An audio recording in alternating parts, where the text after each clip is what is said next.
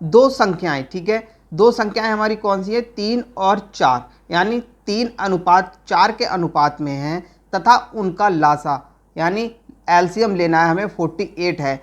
उन दो संख्याओं का योग क्या होगा, योग पूछा है, ठीक है। इन दोनों संख्याओं का योग के बारे में बात हो रही है, इन दोनों संख्याओं का क्या योग होगा, ठीक है। तो करने का तरीका क्या है, हमको हमारा ये दो संख्याएं हैं 3:4, ठीक है।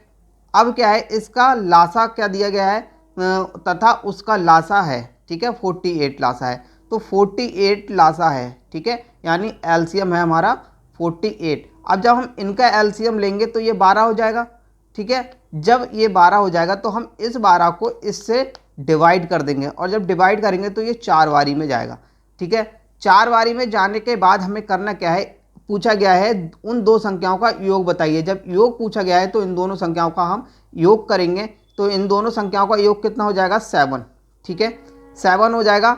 अब इस 7 को इस 4 से गुणा कर देंगे तो कितना बार जाएगा, 7 चौक 28 होता है, ठीक है। समझ में आया, ये हमारा आंसर हो गया। Option number B is the right answer होगा।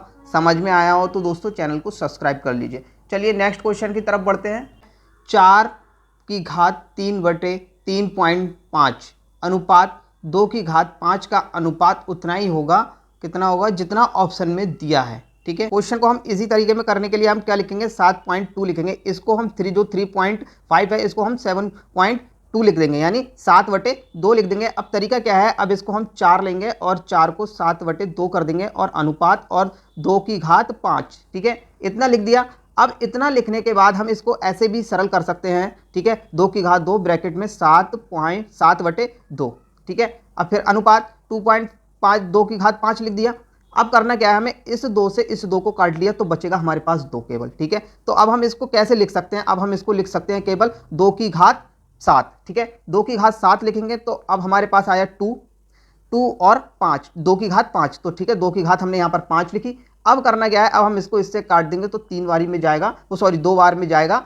अब होता है ये कि हमारे पास यहाँ पर बचता है 2 दूनी, यानी ये घात 2 4 हो जाएगी, तो और यहाँ पर कुछ भी नहीं बचा तो हमारा 1 आ जाएगा, ठीक है। तो देख लेंगे 4:1 किस ऑप्शन में है, हमारा ऑप्शन नंबर ए में है, तो option number A is the right answer हो जाएगा। समझ में आया इतना क्वेश्चन सब लोगों को, ठीक है। नेक्स्ट क्वेश्चन की तरफ बढ़ते हैं। क्वेश्चन दिया हुआ है, कोई व्यापारी अपने माल का, ठीक है, कोई व्यापारी है जो अपने माल का 40% अधिक अंकित करता है, कोई भी चीज़ है उसका 40% अधिक अंकित करता है तथा 25% तक का 25% का 1/बटा देता है, उसका लाभ क्या होगा, पूछा गया है लाभ क्या होगा, और 40% अधिक अंकित करता है वो अपनी चीज़ पर, ठीक है।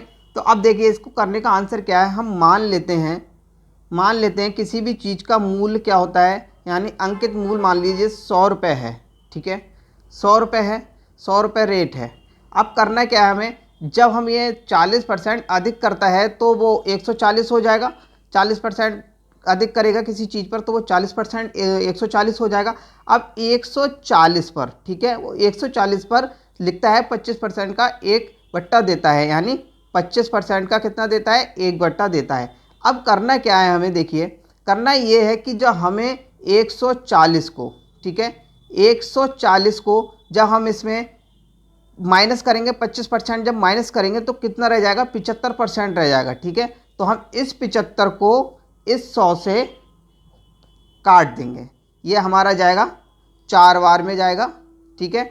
और ये जब हम काटेंगे तो ये 4 से जब काटेंगे तो ये हमारा जाएगा 35 बार में, ठीक है। अब हम इसको और इसको इंटू कर लेंगे, 35 को 3 से जब इंटू करेंगे तो ये 105 हो जाएगा, 105 हो जाएगा। हमने माना तो 100 रुपये मूल्य, ठीक है, 100 से 5 रुपये एक्स्ट्रा आया तो ये हमारा कितना हो गया, 5% अधिक मूल्य, ठीक है। उसका लाभ कितना हुआ, 5% का लाभ होता है। ये option C is the right answer, ठीक है। समझ में आया सब लोगों को, बहुत इजी क्वेश्चन था, तो आप आसानी से समझ सकते हैं इस क्वेश्चन को। वीडियो में दिए हुए क्वेश्चन यदि अच्छे लगे हों तो चैनल को सब्सक्राइब कर लीजिए। मिलते हैं नेक्स्ट वीडियो में, तब तक के लिए लाइक शेयर एंड सब्सक्राइब। धन्यवाद।